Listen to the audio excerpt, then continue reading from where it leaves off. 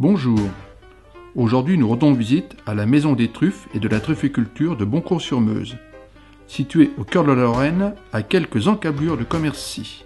Boncourt-sur-Meuse, c'est initialement une truffière expérimentale qui a vu le jour dans les années 80 et qui s'étend aujourd'hui sur 7 hectares. C'est à proximité directe de cette truffière, dans une ancienne ferme entièrement réhabilitée, que s'est installée en septembre 2010 la première maison des truffes du Grand Est. C'est tout un parcours initiatique qui attend le visiteur en pénétrant dans ce lieu. La truffe vous dévoilera petit à petit ses secrets grâce à une très riche exposition complétée par la projection d'un film sur grand écran.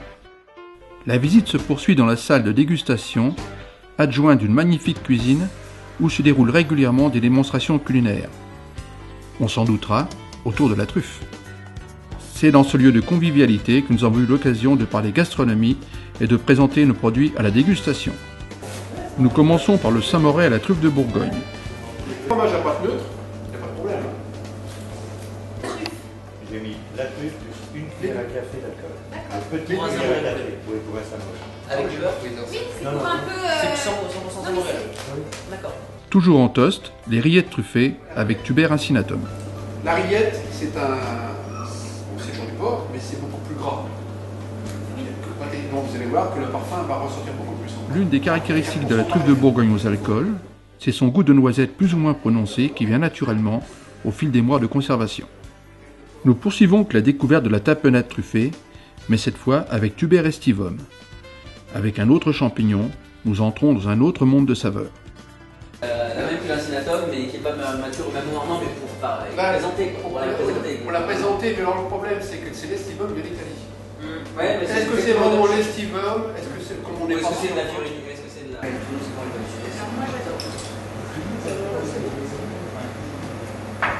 Plus tard, une recette goûteuse et très facile à réaliser.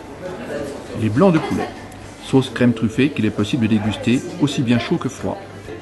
Laissez les blancs macérer dans le jus de truffe quelques heures et faites-les cuire au beurre. Attention, ne pas les laisser trop brunir. J'ai fait mariner donc le jus de truffe. Une fois cuit, ajoutez généreusement de la crème fraîche et laissez mijoter encore quelques minutes avant de terminer avec les morceaux de truffe et le jus d'alcool. Salé, poivré à votre contenance.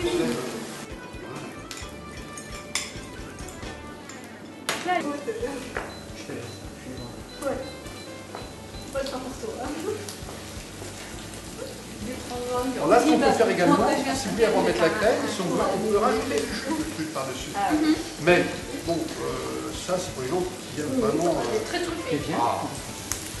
Hein, j'ai toujours tendance à saler pas mal. Et là, on va partir dans un produit qui est différent. C'est simple à faire, vous voyez, c'est une des bases, la cuisine à la truffe à l'alcool.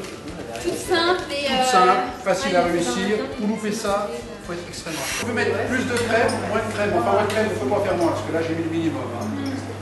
Mais on peut plus de crème, faire des choses plus allongées. Alors, il y a aussi une possibilité, c'est rajouter non pas un fond de veau, mais un fond de volaille dessus.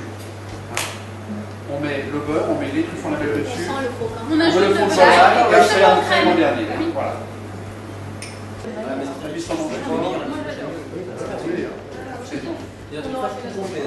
Non mais déjà je déglace souvent avec du cognac et des sauces. Alors là, Et pour terminer, le désormais célèbre et très apprécié camembert aux truffes de Bourgogne.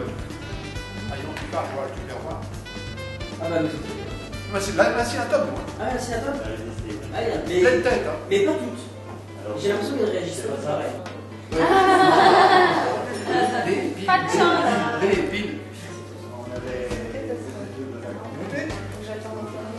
Voici un moment bien agréable passé à Boncourt avec des passionnés que nous aurons le plaisir de retrouver pour d'autres occasions.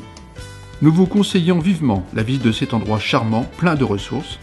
La visite de la truffière fait évidemment partie du programme. Pour en savoir plus, rendez-vous sur le site internet de la Maison des Truffes de Boncourt, truffesenlorraine.com. Si vous aimez la gastronomie et les belles tables, allez visiter le blog de Christelle, www.atoutesaveurs.com. Vous y découvrez beaucoup de bonnes et belles choses.